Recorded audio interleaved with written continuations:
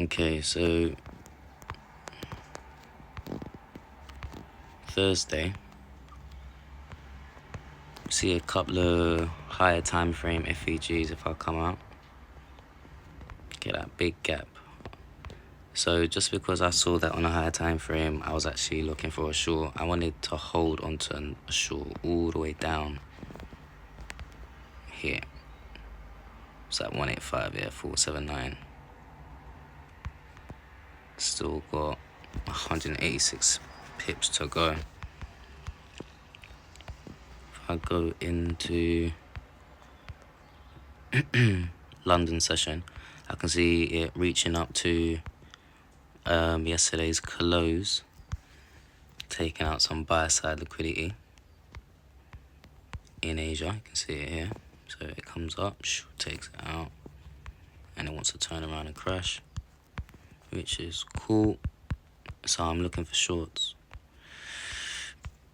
The shorts today after entry, we saw price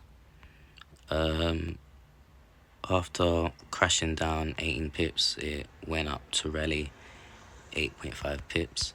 So for my aggressive intraday traders that may or may have not taken you out, depending on whether you would have moved your dynamic stop.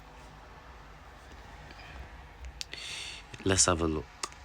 Or especially for like my break-even traders, which probably would have been taken out. It's a bit annoying because price did go down to crash, but you can see price also rallying back up at 950.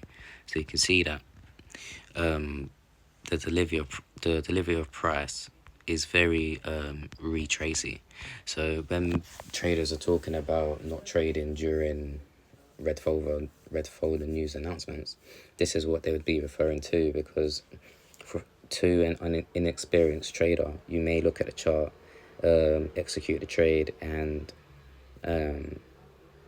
experience these volatile conditions and not understand what's going on.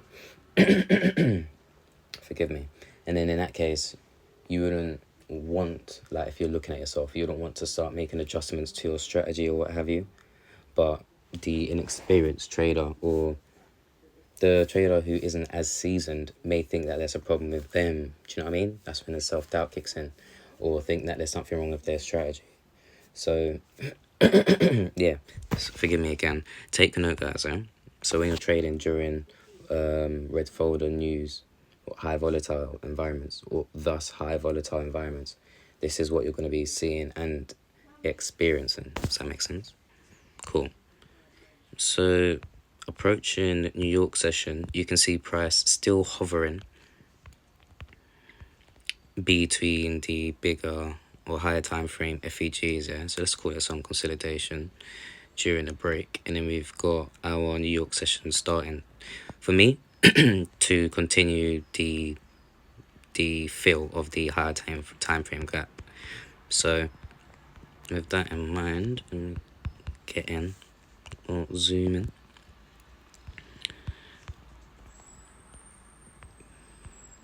So after waiting a while, we did see the first FEG issued at around 120, which has been late this week.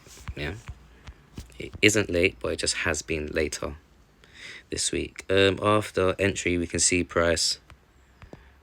After entry, we can see price wick up 25 pips. Again, taking out my aggressive traders, my aggressive day traders, and then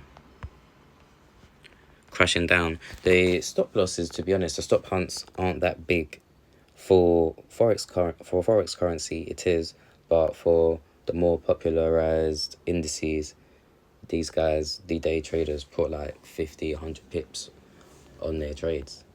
So yeah, so for anybody who isn't a forex trader or isn't familiar with the forex trading stop loss, reversal, or retracements,